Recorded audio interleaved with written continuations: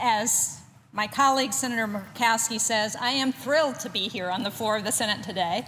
After 3 years of work with Senator Portman and so many other people, to be talking about the Energy Savings and Industrial Competitiveness Act. And I want to begin by thanking Chairman Wyden and Ranking Member Murkowski for all of the support and great work that the Energy Committee has done to help get this bill to the floor. As they pointed out, and as I know you know, Mr. President, the Energy Committee in the Senate has been very bipartisan. I had the opportunity to spend my first 4 years here on the Energy Committee, and I can attest to that. And I know what great work they have done, and the fact that they have gotten so many bills through the committee already really speaks to the consensus that they've been able to build on the committee around energy policy. So thank you both very much for all of that great work. And thank you to my partner in this effort, Senator Portman from Ohio. I have to say, he's not on the floor right now, but I sort of claim him in New Hampshire because he went to Dartmouth, so we figure that he's got some New Hampshire roots. And we really have worked in a partnership on this legislation. It has been a very bipartisan effort, and it reflects what I believe is an affordable approach to the use of energy efficiency technologies. It will help create private sector jobs. It will save businesses and consumers money.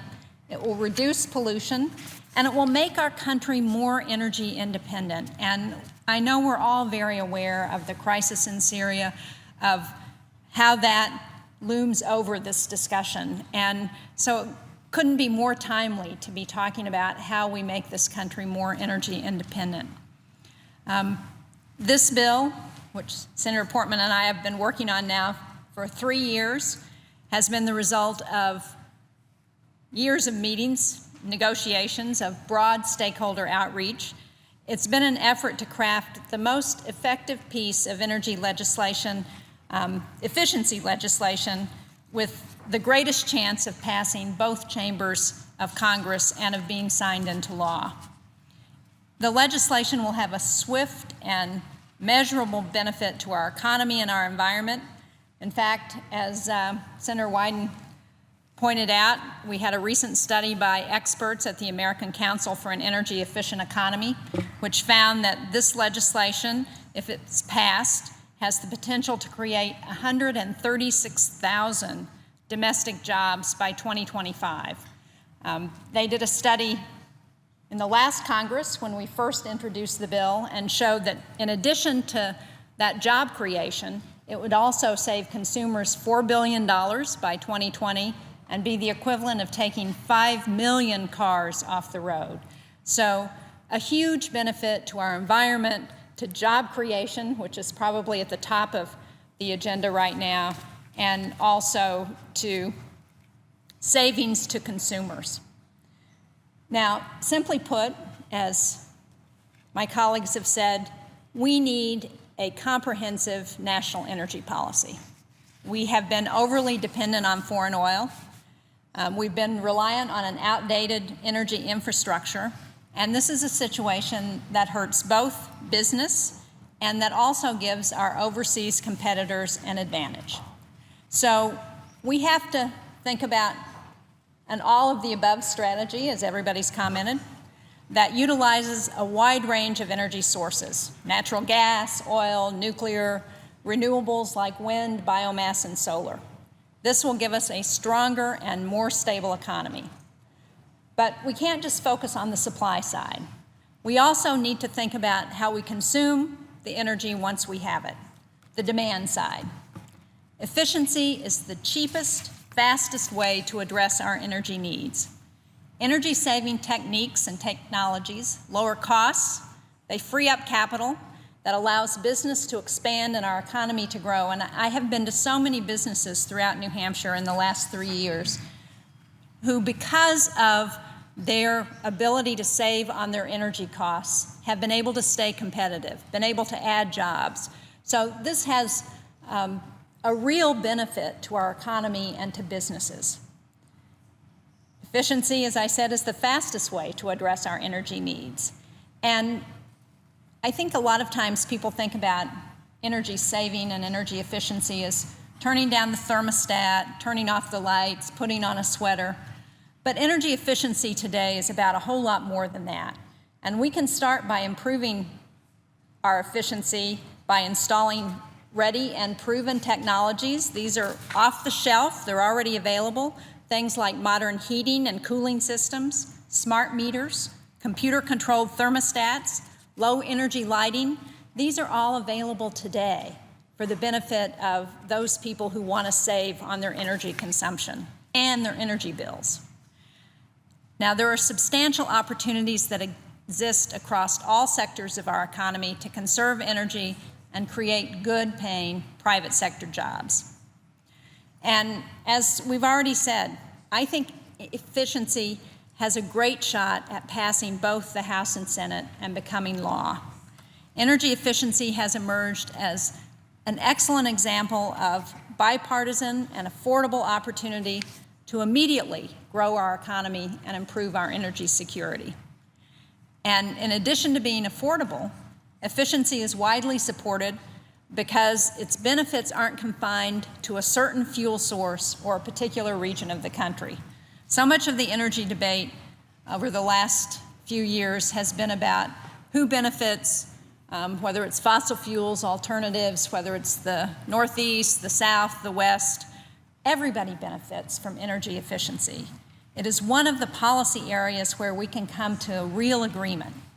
So it's no wonder that this legislation, Shaheen Portman, enjoys such large and diverse support.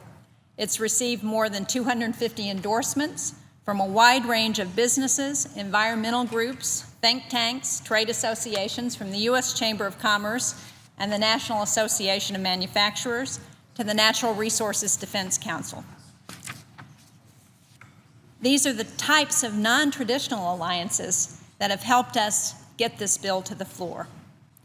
Now, Senator Portman and I worked with diverse groups to craft this year's bill, and we maintained a transparent and open process where we tried to make sure that all stakeholders had a meaningful opportunity to comment on existing and proposed provisions and to suggest their substantive additions.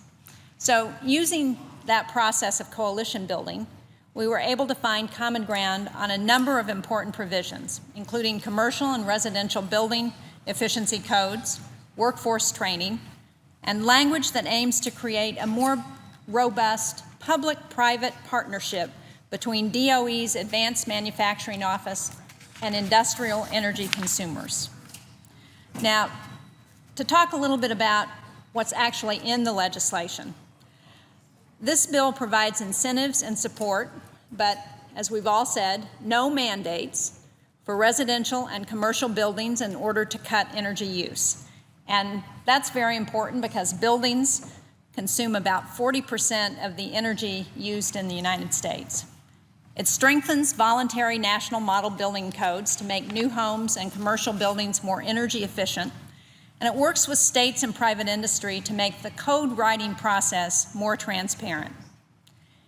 It would train the next generation of workers in energy-efficient commercial building design and operation through university-based building training and research assessment centers. Shaheen Portman assists our industrial manufacturing sector, which consumes more energy than any other sector of the U.S. economy. The bill would direct the Department of Energy to work closely with private sector industrial partners to encourage research, development, and commercialization of innovative energy-efficient technology and processes for industrial application. This is something that we heard very clearly from business throughout the country that they really need. They want a more collaborative effort with the Department of Energy. They want to feel like the Department of Energy is working with them. So hopefully these provisions will help make that happen. It also helps businesses reduce energy costs and become more competitive by incentivizing the use of more energy-efficient electric motors and transformers.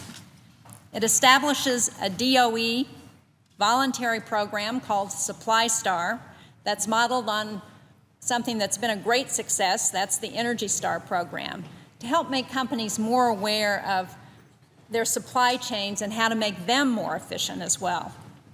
And finally, the legislation requires the federal government, which is the single largest user of energy in the country, to adopt more efficient building standards and smart metering technology.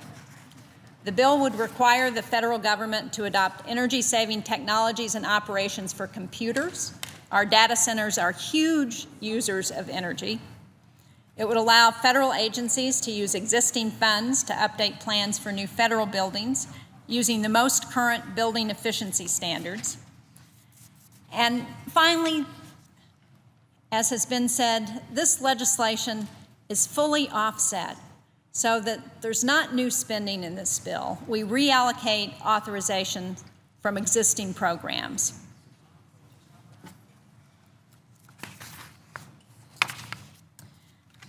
So to conclude today, and I know we're going to have a lot of amendments to this bill. We have a number of bipartisan amendments that are going to make this bill better, that will make it more substantive.